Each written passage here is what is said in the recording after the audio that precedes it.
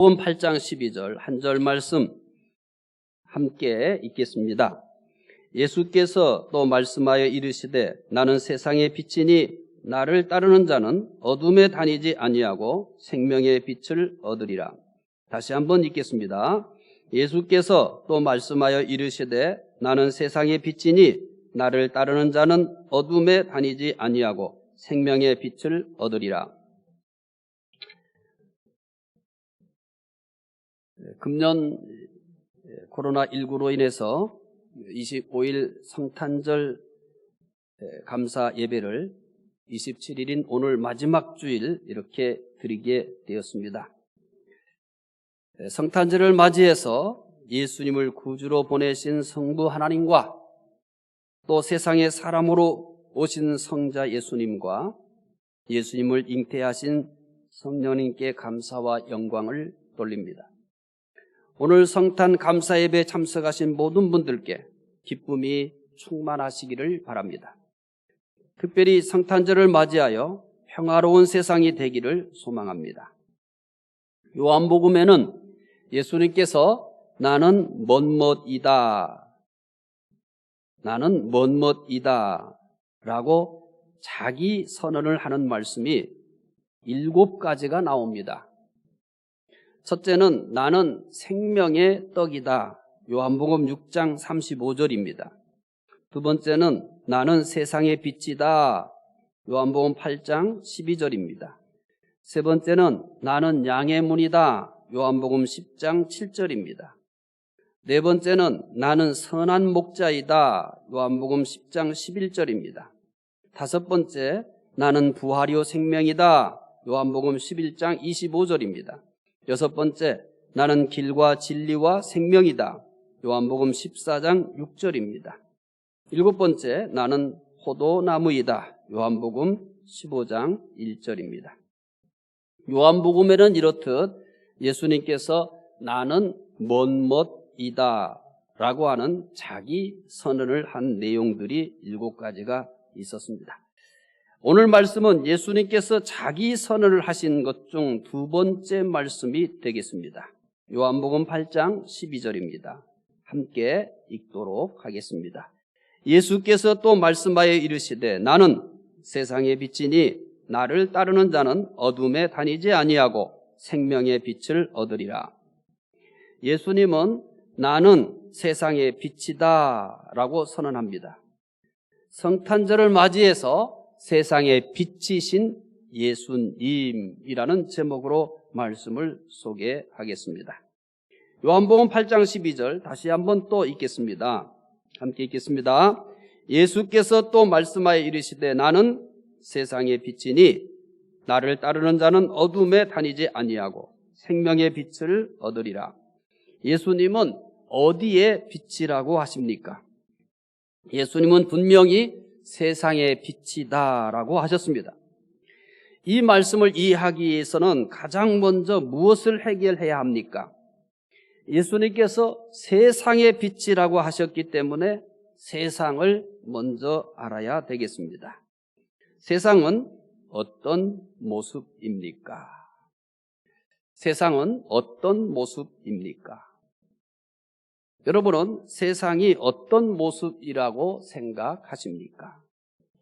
요한복음 8장은 예수님께서 말씀하시는 세상을 충분히 알 수 있도록 정보를 제공하고 있습니다. 요한복음 8장에 어디에서 세상에 대한 정보를 충분히 얻을 수 있을까요?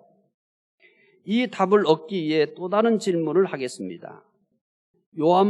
예수님께서 요한복음 8장 12절에서 나는 세상의 빛이다 라고 말씀하시기 전에 어떤 사건이 있었습니까? 이 질문을 해결하려면 예수님께서 말씀하시고 있는 이 세상을 알 수가 있습니다. 예수님께서 이 말씀을 하시기 전에 어떤 사건이 있는지 이 사건을 알게 되면 예수님께서 말씀하시는 이 세상이 어떤 모습인지를 알게 되는 겁니다. 예수님께서 나는 세상의 빛이다 라는 말씀을 하시기 전의 사건은 8장 1절부터 11절에 있습니다. 8장 1절부터 11절의 사건은 어떤 사건일까요? 성경은 연결되어 있기 때문에 이 말씀을 잘 이해하려면 전후 관계에 있는 내용들을 파악을 해야 됩니다. 마찬가지예요.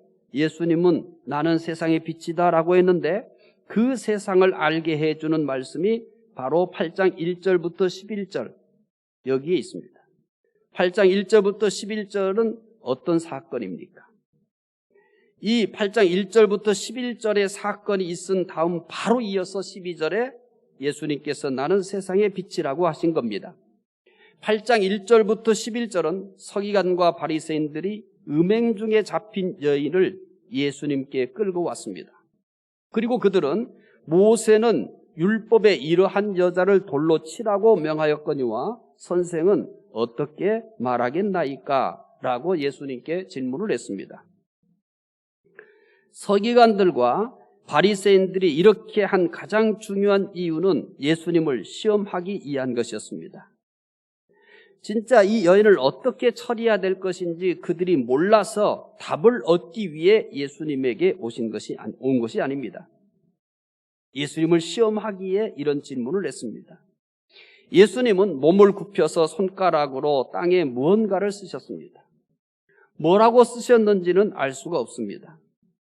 그런데 서기관들과 바리새인들은 잠시도 기다리지를 못했습니다. 계속 선생은 어떻게 말하겠습니까? 라고 물었습니다. 마치 맹수가 사냥감을 물고 놓아주지 않듯이 계속 예수님께 추궁을 한 겁니다. 예수님께서 손가락으로 땅에 쓰던 것을 중단하고 일어났습니다. 그리고 서기관들과 바리새인들에게 말씀을 하셨습니다. 너희 중에 죄 없는 자가 먼저 돌로 치라. 이 말씀을 하시고 예수님은 다시 몸을 굽혀 손가락으로 땅에 무언가를 쓰셨습니다. 예수님께서 그들에게 이 여인은 어떻게 해야 되고 너희들은 어떻게 해야 되고 이렇게 하지 않았습니다. 딱 한 말씀 남겼습니다. 너희 중에 죄 없는 자가 먼저 돌로 치라. 그리고 이 말씀을 마치고 몸을 굽혀서 손가락으로 땅에 무언가를 쓰셨습니다. 사람들은 어떻게 했을까요? 여인을 돌로 쳤을까요? 아닙니다. 어른으로부터 시작하여 젊은이까지 하나씩 떠났습니다. 예수님께서 너희 중에 죄 없는 자가 먼저 돌로 치라고 말씀하시기 전까지만 해도 자신은 아무 죄가 없다고 생각하였을 것입니다. 오직 여인만이 죽여야 될 죄인이라고 생각하였을 것입니다. 그렇기 때문에 자신만만하게 모세는 율법에 이런 여자를 돌로 치라고 명하였거니와 선생은 어떻게 말하겠나이까? 라고 물을 수 있었습니다. 그들은 한 번도 이런 말씀을 들어본 적이 없습니다. 그들은 한 번도 이렇게 충격을 던져지는 말을 들어본 적이 없습니다. 그들은 한 번도 자신들이 죄인이라는 생각을 가지고 살아본 적이 없습니다. 자신들만큼 깨끗하고 바르게 산 사람들은 없다고 생각했습니다. 그리고 다른 사람들을 향해서 끊임없이 지적하고 끊임없이 정죄했습니다. 한 번도 자신들을 돌아본 일이 없습니다. 그런데 예수님에게서 충격적인 말씀을 들은 겁니다. 너희 중에 죄 없는 자가 먼저 돌로 치라.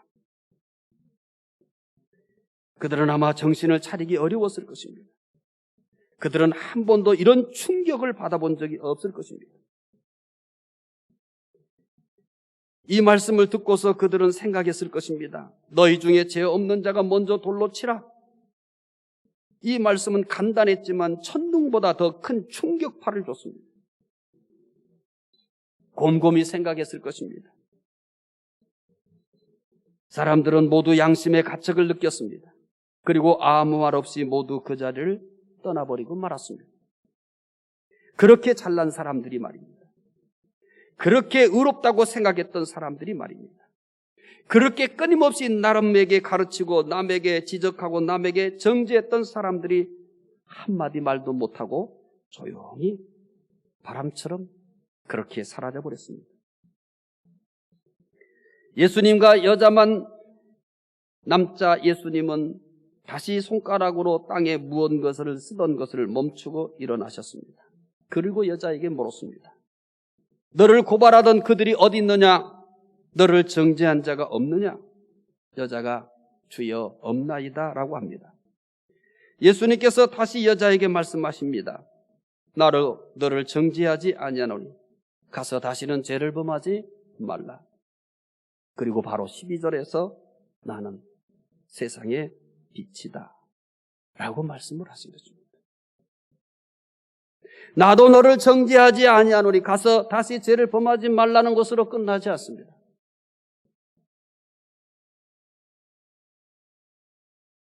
나는 세상의 빛이다라고 말합니다.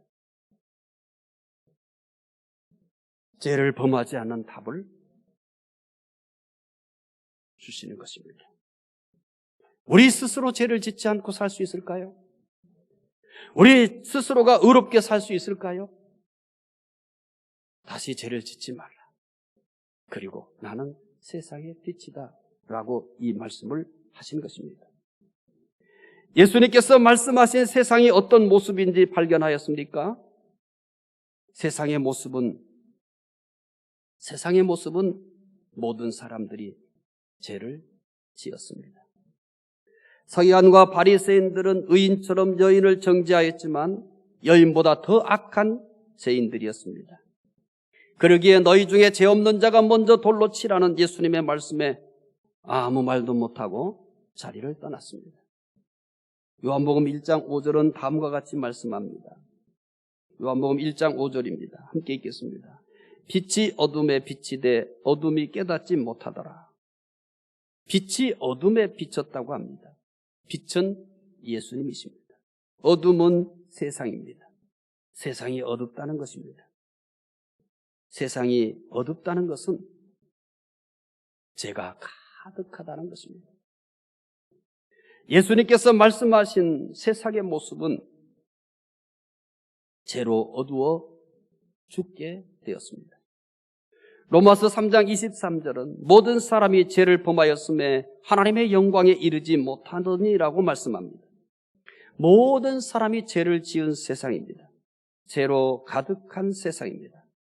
세상이 죄로 가득하기 때문에 어둡지 않은 곳이 하나도 없습니다. 예수님께서 세상에 오셨을 때 왕궁도 어두웠습니다. 사회도 물론 어두웠습니다. 가정도 어두웠습니다. 사람들의 마음도 어두웠습니다.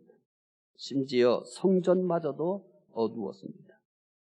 세상은 전체가 다 죄로 어두워져 있었습니다. 그렇게 세상이 죄로 칠흑같이 어두울 때 예수님께서 세상의 빛으로 오신 것입니다. 예수님께서 세상에 오실 때만 죄로 어두웠던 것은 아닙니다. 오늘 우리가 사는 세상도 죄로 어둡습니다. 시간이 갈수록 죄로 더 어두워지고 있습니다.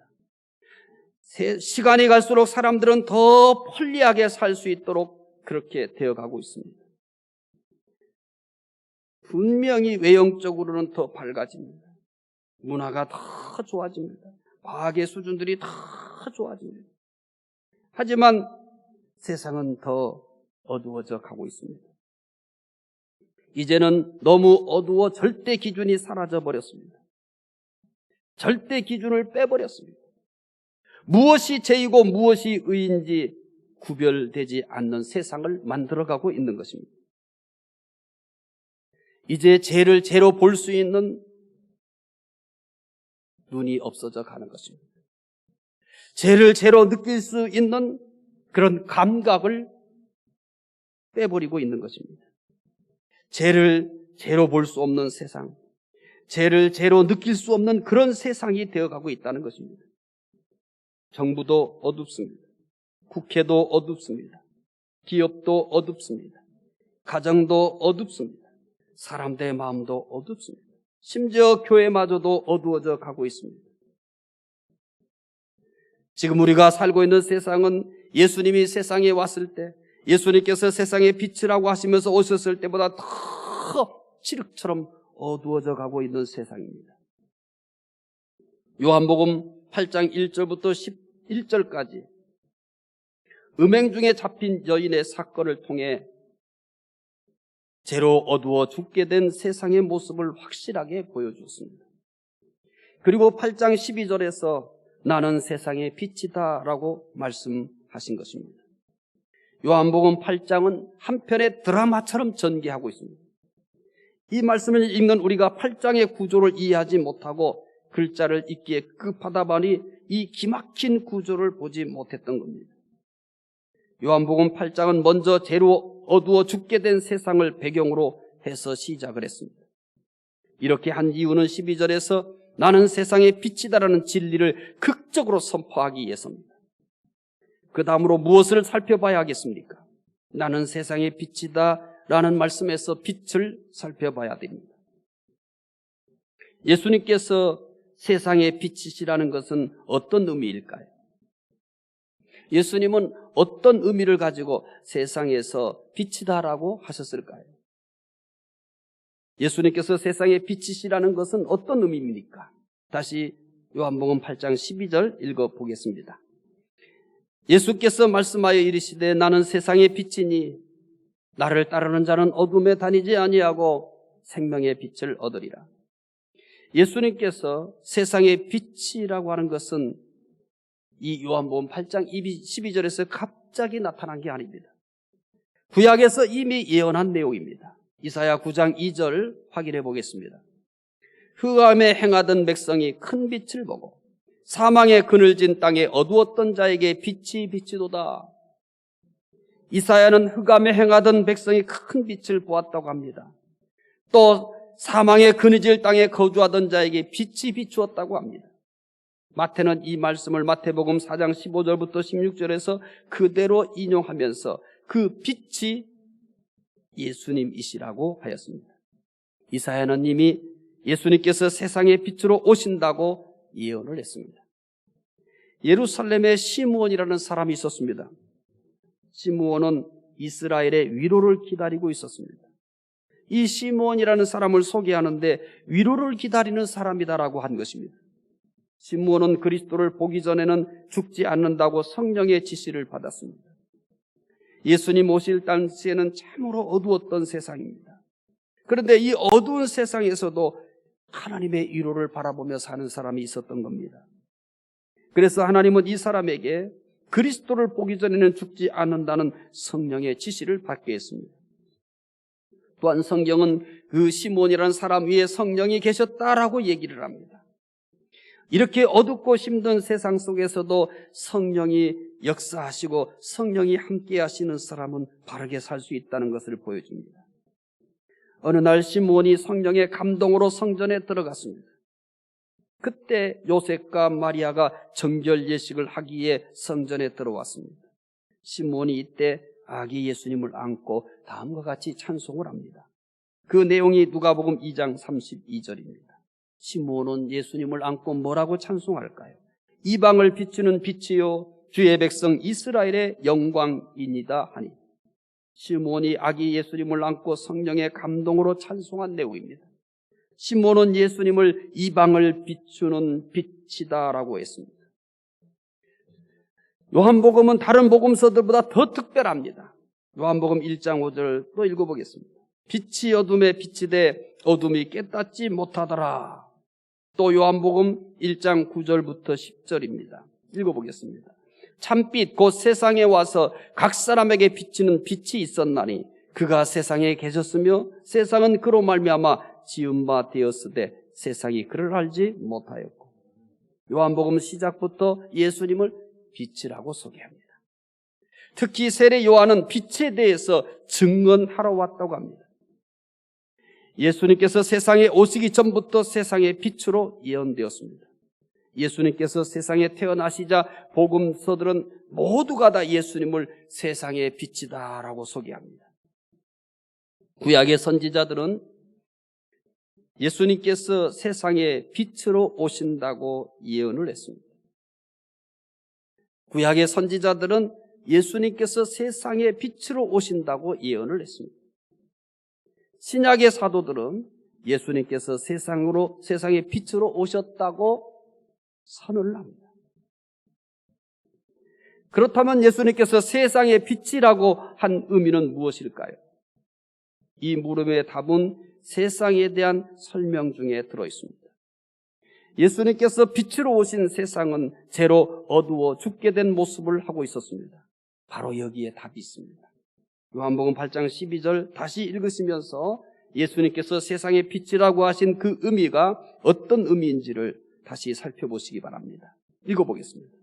예수께서 또 말씀하여 이르시되 나는 세상의 빛이니 나를 따르는 자는 어둠에 다니지 아니하고 생명의 빛을 얻으리라.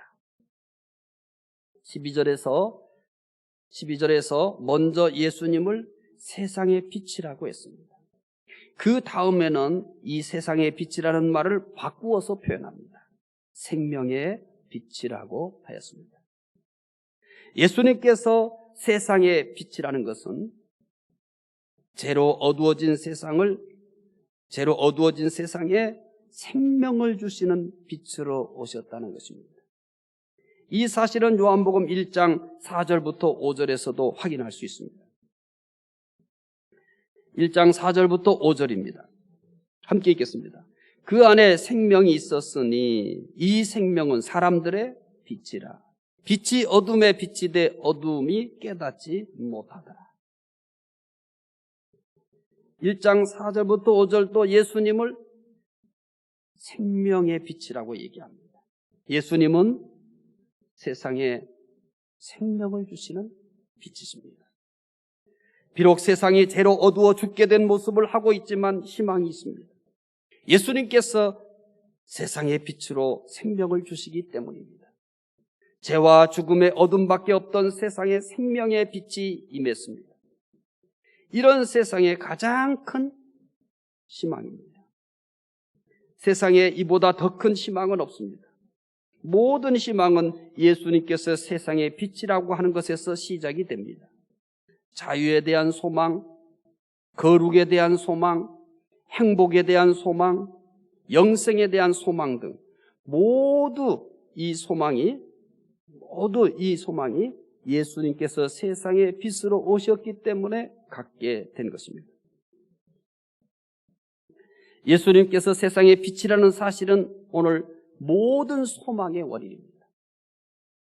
내가 이런 소망도 가지고 있고 저런 소망도 가지고 있고 또 이런저런 사람들이 소망을 얘기하는데 그 소망의 원인이 어디에서 온 거냐면 예수님께서 세상의 빛으로 오셨기 때문에 가능한 것입니다. 예수님께서 세상의 빛이라고 하실 때 현장에서 이 말씀을 듣는 사람들은 평생에 잊을 수 없는 말씀이 되었을 것입니다. 그리고 그들의 가슴에 각인이 되어서 영원히 기억했을 겁니다. 예수님의 말씀을 현장에서 직접 들은 사람들은 이 말씀을 왜 평생에 잊을 수 없었을까요? 오늘 우리가 그 현장으로 돌아갈 수는 없지만 그 현장에 돌아가는 마음으로 그 당시의 말씀을 확인해 볼 겁니다. 예수님께서 세상의 빛이라고 하실 때 세상에 대한 배경은 요한복음 8장 1절부터 11절에서 찾았습니다. 음행하다가 잡혔던 여인을 데리고 와서 모세 율법에는 돌로 치라고 하였습니다. 선생은 어떻게 하시겠습니까? 이것이 바로 세상에 대한 배경입니다. 세상을 알게 해주는 배경입니다. 그러면 예수님께서 빛이라고 하는 이 배경은, 예수님께서 빛이라고 하신 이 배경은 어디 있을까요? 요한복음 7장에 있습니다. 예수님께서 빛이라고 하신 이 빛의 배경은 요한복음 7장에 나타나 있습니다. 7장 2절 어떻게 시작될까요? 요한복음 7장 2절을 확인해 보겠습니다. 유대인의 명절은 초막절이 가까운지라. 요한복음 7장은 초막절부터 시작이 됩니다. 그 다음에 또 보겠습니다. 7장 14절. 이미 명절의 중간이 되어 예수께서 성전에 올라가서 가르치시니. 역시 이 명절은 초막절입니다. 예수님께서 언제부터 가르쳤냐면 바로 이 초막절 중간부터 성전에 올라가서 가르치셨다라고 말합니다. 요한복음 7장 37절을 또 보겠습니다. 명절 끝날 곧 큰 날에 예수께서 서서 외쳐 이르시되 누구든지 목마르거든 내게로 와서 마시라. 이 7장 37절의 명절도 역시 초막절입니다. 이때도 예수님께서 가르치고 계셨던 겁니다. 예수님은 초막절 끝날에도 사람들을 가르쳤습니다. 이제 8장 2절이 어떻게 시작되나 보셔야 됩니다. 8장 2절을 보겠습니다. 아침에 다시 성전으로 오라가시니 백성이 다 나오는지라 앉으사 그들을 가르치시니. 7장과 8장은 끊어진 내용이 아닙니다. 끊어진 내용이 아니라는 것을 8장 2절에 예수님께서 언제 올라가셨다고 하냐면 아침에 다시 성전에 들어가십니다. 아침에 어떻게 올라갔다고 그래요? 다시. 계속해서 앞에서 예수님께서 어떻게 하셨다는 거예요? 성전에 올라가셨다는 거예요. 그런데 성전에 올라가서 가르쳤던 그 때가 어느 때예요? 바로 초막절이에요. 7장 37절에는 초막절 끝날을 언급해요. 그리고 8장 2절에는 또 아침에 다시 올라갔다고 분명하게 시간을 언급합니다. 예수님께서 초막절이 끝난 다음 날 아침에 또 성전에 들어가서 가르치신 것입니다. 이때 서기관들과 바리새인들이 음행 중에 잡힌 여인을 끌고 왔습니다. 이 사건 다음이 바로 오늘 본문 12절입니다. 거기에서 예수님은 나는 세상의 빛이라고 하셨습니다. 따라서 예수님께서 세상의 빛이라고 하신 근원적 배경은, 빛이라고 하신 배경은 초막절에 있습니다. 초막절은 이스라엘이 애굽에서 나와 광야에서 40년 동안 생활했던 것을 기념하여 지키는 절기입니다. 초막절을 장막절 또 수장절 이렇게도 부릅니다. 이때 이스라엘 백성들은 초막을 지어서 7일 동안 생활하면서 지키는 절기입니다. 초막절 기간에는 여자의 뜰에는 청동으로 만든 4개의 거대한 등잔대가 있습니다. 이 등잔들은 특별한 때에만 밝힙니다. 주로 초막절에 불을 밝힙니다. 이 불빛은 예루살렘 어디에서나 볼 수 있을 정도로 밝았습니다. 예수님께서 나는 세상의 빛이라고 말씀하신 장소가 초막절 기간 동안 청동으로 만든 등잔대에 불을 밝힌 곳입니다. 초막절 때 밝힌 등불은 하나님께서 이스라엘을 광야에서 구름기둥과 불기둥으로 인도하신 것을 의미합니다. 예수님의 말씀을 듣던 사람들은 모두 초막절 7일 동안 밝힌 등불을 생생하게 기억하고 있습니다. 이런 그들에게 예수님께서 이제 나는 세상의 빛이라고 하신 겁니다. 따라서 이때 그들을 향해서 예수님께서 나는 세상의 빛이라고 하실 때 그 의미를 어떻게 잊을 수가 있겠습니까? 초막절 7일 동안 어둠을 밝힌 등불처럼 예수님은 죄로 어두워 죽게 된 세상을 구원하는 생명의 빛이시라는 것입니다. 세상은 죄로 어두워 죽게 되었습니다. 예수님은 바로 이런 세상의 빛으로 오셨습니다. 죄로 어두워 죽게 된 세상을 구원하는 생명의 빛이십니다. 그렇다면 누가 생명의 빛을 얻을 수 있을까요? 세상의 빛으로 오신 예수님의 생명의 빛을 누가 얻을 수 있습니까? 이 부분의 마지막으로 살펴볼 겁니다. 다시 8장 12절을 읽으시면서 세상의 빛으로 오신 예수님의 생명의 빛을 누가 얻을 수 있는가라고 하는 답을 찾아보시기 바랍니다. 읽어보겠습니다. 예수께서 또 말씀하여 이르시되 나는 세상의 빛이니 나를 따르는 자는 어둠에 다니지 아니하고 생명의 빛을 얻으리라. 예수님의 말씀을 듣는 사람들에게 나를 따르는 자는 어둠에 다니지 아니하고 생명의 빛을 얻으리라 라고 말씀했습니다. 예수님을 따르는 사람이 생명의 빛을 얻습니다. 나를 따르는 자는 예수님을 믿는 사람들입니다.